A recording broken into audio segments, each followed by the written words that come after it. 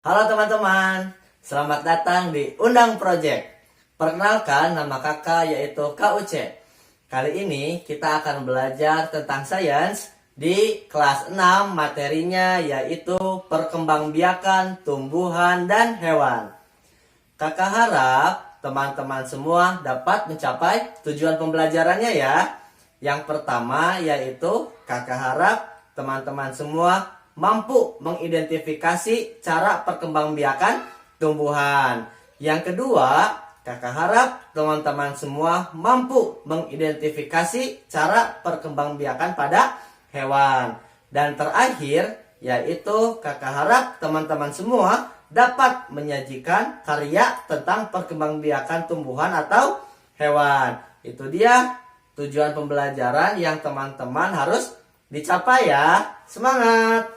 Kemudian kita masuk ke dalam perkembangbiakan pada tumbuhan. Dalam perkembangbiakan tumbuhan ini nanti kita akan pelajari yang pertama yaitu perkembangbiakan secara generatif, dan yang kedua kita akan pelajari tentang perkembangbiakan secara vegetatif. Oke, kita mulai ke dalam perkembangbiakan secara generatif. Perkembangbiakan generatif ialah perkembangbiakan yang melibatkan induk jantan dan induk betina. Cirinya yaitu menghasilkan bunga, karena kita dalam pembahasan pada tumbuhan ya. Oke, kita lihat nih, seperti apa sih bagian-bagian dari bunga? Nah, ini dia. Yang pertama yaitu ada putik yang paling atas. Di bawah putik terdapat benang sari. Selanjutnya terdapat kelopak bunga. Dan terakhir ada mahkota bunga.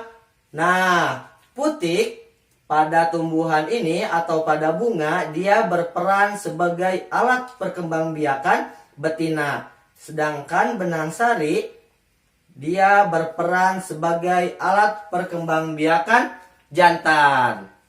Selanjutnya, nah ini dia proses perkembangbiakan secara generatif. Kalau disederhanakan, proses perkembangbiakan ini mulai dari penyerbukan hingga menjadi pembuahan. Oke, kita lihat lebih detailnya seperti apa dari perkembangbiakan generatif ini. Selanjutnya, seperti yang teman-teman lihat, di sini terdapat proses perkembangbiakan secara generatif.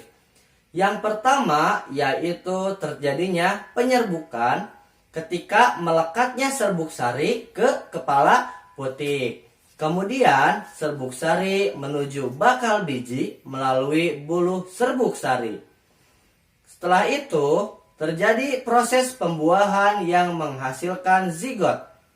Zigot berkembang menjadi lembaga yang merupakan calon tumbuhan baru ya. Selanjutnya kita masuk ke dalam proses bakal buah akan membesar dan berkembang menjadi buah bersamaan dengan pembentukan biji. Biji yang ditanam atau jatuh di lingkungan yang tepat akan tumbuh menjadi kecambah. Kecambah tumbuh menjadi tumbuhan muda. Dan proses yang terakhir, tumbuhan muda tumbuh menjadi tumbuhan dewasa yang dapat melakukan perkembangbiakan secara generatif. Itu dia teman-teman siklus dari perkembangbiakan secara generatif pada tanaman. Selanjutnya kita membahas tentang macam-macam penyerbukan. Yang pertama yaitu penyerbukan sendiri atau disebut dengan autogami. Yang kedua yaitu penyerbukan tetangga atau geitonogami. Yang ketiga yaitu ada penyerbukan silang atau alogami. Dan yang terakhir, yang keempat ada penyerbukan bastard. Oke, kita bahas satu persatu seperti apa macam-macam penyerbukan ini ya. Oke teman-teman, seperti yang teman-teman lihat di sini terdapat beberapa proses penyerbukan ya. Yang pertama yaitu ada penyerbukan sendiri atau autogami, di mana penyerbukan ini terjadi apabila serbuk sari melekat di kepala putik bunga itu sendiri ya. Jadi terjadi pada bunga itu sendiri. Dan yang kedua ada penyerbukan tetangga. Penyerbukan ini terjadi apabila serbuk sari dari suatu bunga jatuh di kepala putik bunga yang lain yang masih dalam satu tumbuhan. Seperti yang teman-teman lihat bahwa penyerbukan tetangga yaitu dari bunga satu menuju bunga dua dalam satu tanaman ya tentunya. Yang ketiga, penyerbukan silang atau alogami.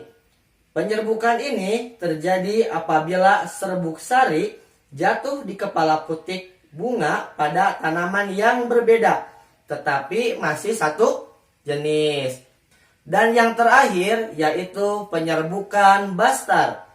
Penyerbukan ini terjadi apabila serbuk sari jatuh di kepala putik di bunga yang berasal dari tumbuhan yang berbeda varietasnya ya. Jadi di penyerbukan bastar ini terjadi pada tanaman yang berbeda. Tujuannya dari penyerbukan bastar ini ialah menggabungkan sifat yang dikehendaki dari dua jenis tumbuhan dalam satu tumbuhan. Misalnya persilangan antara tanaman rambutan berbuah besar dan asam dengan tanaman rambutan berbuah kecil dan manis. Dari persilangan tersebut diharapkan dihasilkan tanaman rambutan yang berbuah besar dan manis. Nah teman-teman, itu dia tentang macam-macam dari penyerbukan. Oke teman-teman, sekarang kita bahas tentang perantara penyerbukan. Perantara penyerbukan ini yang pertama yaitu dibantu dengan hewan. Yang kedua, penyerbukan dengan bantuan manusia. Yang ketiga, ada penyerbukan dengan bantuan angin. Yang keempat, yaitu penyerbukan dengan bantuan air yang terjadi pada tanaman air ya tentunya. Oke, selanjutnya kita masuk ke dalam penyerbukan dengan bantuan hewan. Kita lihat nih seperti apa penjelasannya. Penyerbukan dengan bantuan hewan ini, bunga tersebut memiliki ciri-ciri yang pertama yaitu warna mahkota yang mencolok. Yang kedua, berbau khas. Yang ketiga, memiliki kelenjar madu. Yang keempat, kepala putik agak tersembunyi. Contohnya yaitu hewan yang sering membantu penyerbukan ada lebah, kupu-kupu, kelelawar, siput, dan burung. Kemudian kita masuk ke dalam penyerbukan dengan bantuan manusia. Tanaman sulit mengalami penyerbukan secara alami akibat bunga yang berstruktur unik atau bunga yang sulit mengeluarkan serbuk sari. Contohnya yaitu pada tanaman salak dan vanili. Kemudian kita masuk ke dalam penyerbukan dengan bantuan angin. Bunga yang dibantu penyerbukannya dengan angin memiliki ciri-ciri yang pertama yaitu mahkota tidak berwarna dan kecil. Yang kedua, serbuk sarinya kering, ringan dan banyak ya jumlahnya. Yang ketiga, ada bunga tidak berbau dan putik terjulur ke luar. Yang keempat, tidak memiliki kelenjar madu. Nah, penyerbukan dengan bantuan angin ini terjadi pada tanaman padi, jagung, dan rerumputan. Dan yang terakhir yaitu penyerbukan dengan bantuan air. Penyerbukan dengan bantuan air ini terjadi pada tanaman air ya tentunya. Serbuk sari tanaman air akan terbawa oleh aliran air sehingga menempel di kepala putiknya. Nah, jadi serbuk sari ini ternyata dibawa arus oleh air ya dan menempel di kepala putik tanaman itu sendiri atau tanaman lainnya. Penyerbukan dengan bantuan air ini contohnya terjadi pada tanaman hidrilla ya. Oke, selanjutnya kita bahas tentang penyebaran biji. Yang pertama, penyebaran biji ini dibantu oleh manusia.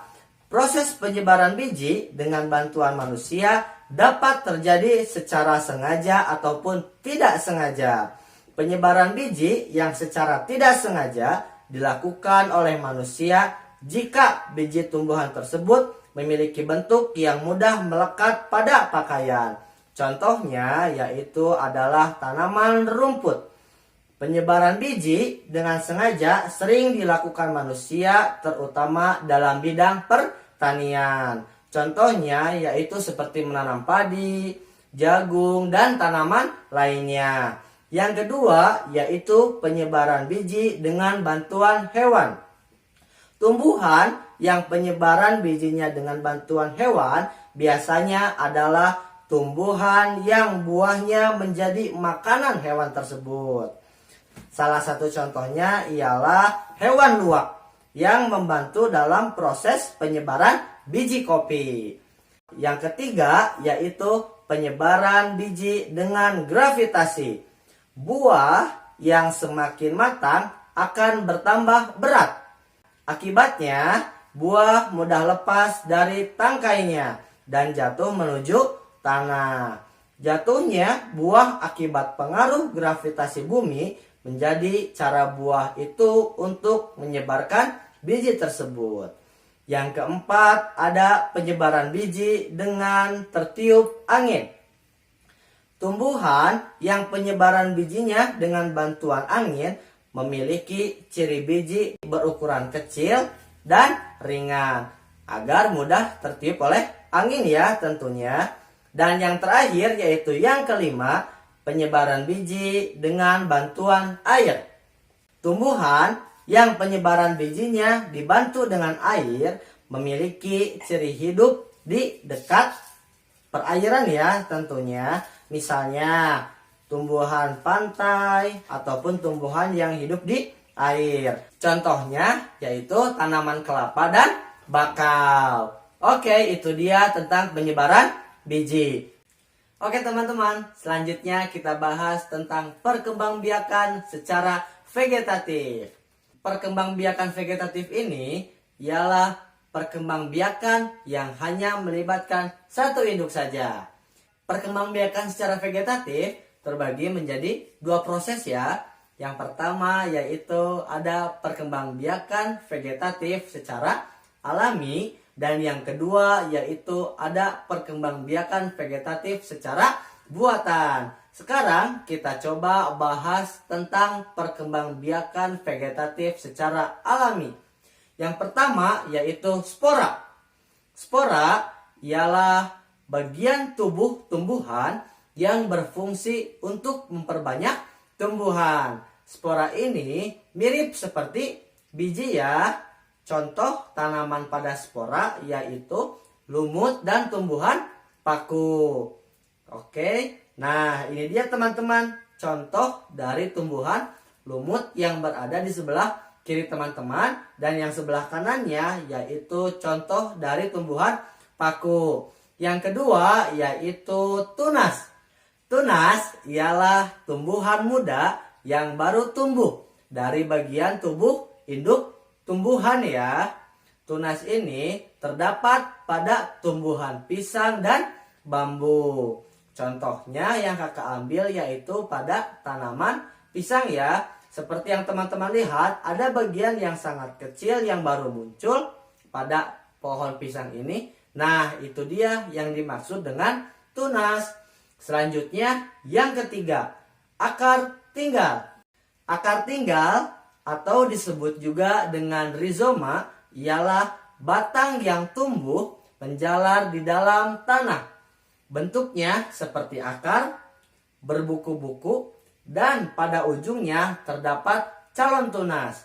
Contoh dari akar tinggal ini yaitu lengkuas, jahe, dan kunyit. Oke, gambar ini contoh dari tanaman jahe. Selanjutnya yaitu umbi batang. Umbi batang ialah batang yang menggembung dan tumbuh di dalam tunas. Umbi batang terdapat mata tunas ya. Jika ditanam akan menjadi tanaman yang baru. Contohnya yaitu ada kentang, ubi jalar, dan bengkuang. Ini contoh dari tanaman kentang ya teman-teman. Selanjutnya kita bahas tentang umbi lapis. Umbi lapis ialah lapisan-lapisan daun yang mengelilingi batang. Dari dalam umbi lapis akan tumbuh tunas atau tanaman baru. Contoh dari umbi lapis ini yaitu bawang merah dan bawang putih. Ini dia contoh dari bawang merah ya teman-teman. Selanjutnya kita bahas tentang umbi akar. Umbi akar berfungsi untuk menyimpan cadangan makanan ya. Jika umbi akar ditanam, tunasnya akan menjadi tanaman baru. Contohnya yaitu pada wortel dan singkong. Nah, ini dia contoh dari wortel ya teman-teman. Selanjutnya kita bahas tentang tunas adventif. Tunas adventif terdapat pada tepi daun atau akar tumbuhan. Jika ditanam pada tempat yang sesuai, akan menjadi tanaman baru ya. Contohnya yaitu pada tanaman cocor bebek dan sukun. Ini dia teman-teman contoh dari tanaman cocor bebek ya. Dan yang terakhir yaitu geragi.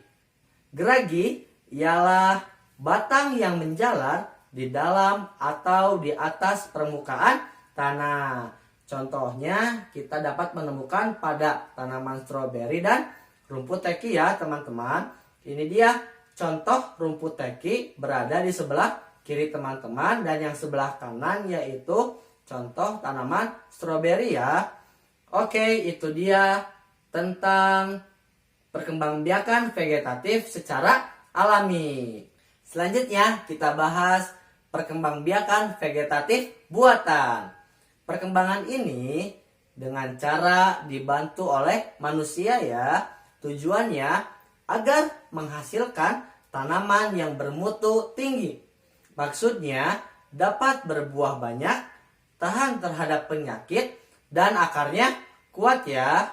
Contohnya yaitu dengan cara mencangkok, kemudian dengan cara sambung, terdapat okulasi, stek, dan terakhir adalah runduk. Oke, kita bahas yang pertama yaitu cangkok.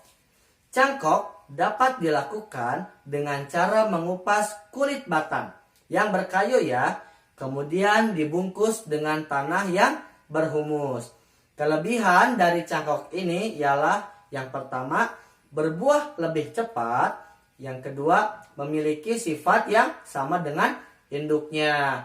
Namun cangkok ini memiliki kekurangan ya. Yang pertama yaitu akarnya kurang kuat. Dan yang kedua yaitu umur tanamannya lebih pendek. Oke, kita bahas tentang bagaimana cara mencangkok. Ini dia teman-teman, salah satu proses dari vegetatif buatan ya. Dimana pada tahap 1 yaitu kita memilih batang yang akan kita kupas. Kemudian yang kedua kita kupas bagian batang yang diinginkan. Dan yang ketiga, usahakan seluruh bagian batang, bagian luarnya atau bagian epidermis sudah terkelupas ya. Yang keempat yaitu bagian yang tadi terkelupas oleh teman-teman dibungkus menggunakan tanah yang berhumus ya, atau memiliki kandungan nutrisi yang banyak. Setelah beberapa minggu baru masuk ke poin yang kelima, yaitu tumbuhan tersebut akan menghasilkan akar. Setelah tumbuhan menghasilkan akar, teman-teman dapat menanam akar tersebut pada tanah yang baru. Itu dia teman-teman proses dari mencangkok ya. Selanjutnya kita bahas tentang stek. Stek dapat dilakukan dengan cara memotong bagian batang atau daun tanaman, kemudian ditanam langsung pada tanah yang baru ya. Ini dia teman-teman proses dari stek ya. Kakak ambil contoh yaitu stek batang. Stek batang ini dapat terjadi pada tanaman singkong. Yang pertama yang teman-teman dapat lakukan yaitu dengan cara memotong menjadi beberapa bagian batang tersebut. Yang kedua, teman-teman semua dapat langsung menanam batang tersebut. Tunggu hingga beberapa minggu, kemudian akan muncul beberapa daun dan akan muncul akar. Itu artinya stek batang kalian sudah berhasil. Itu dia teman-teman, cara melakukan stek batang. Selanjutnya kita masuk ke dalam proses sambung. Teknik sambung ini dilakukan dengan menggabungkan dua jenis batang yang berbeda. Tujuannya agar menghasilkan tanaman yang unggul. Oke, ini dia proses dari cara menyambungkan tanaman.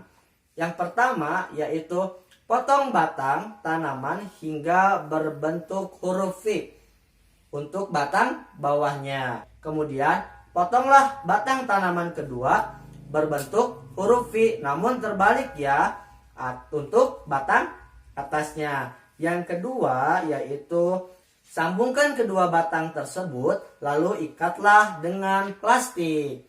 Kemudian tunggu beberapa minggu hingga tanaman satu dan kedua dapat tersambung. Oke, itu dia proses melakukan sambung. Selanjutnya kita bahas yaitu okulasi atau tempel.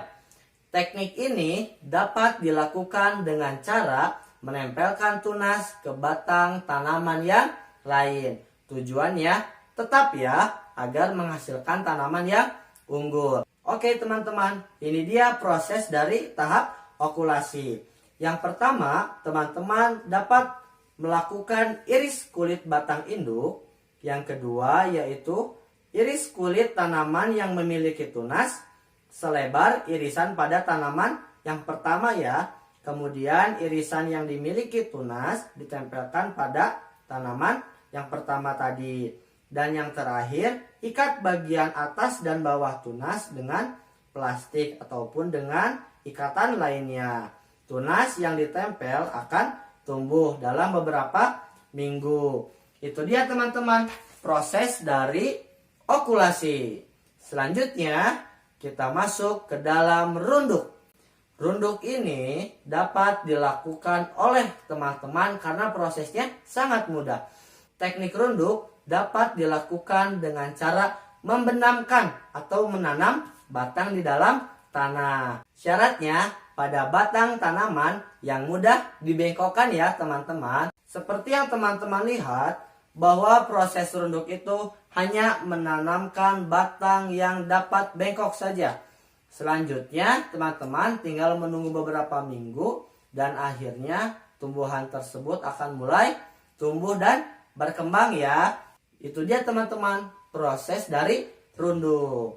Oke teman-teman, itu dia video pembelajaran kita kali ini tentang perkembangbiakan tumbuhan.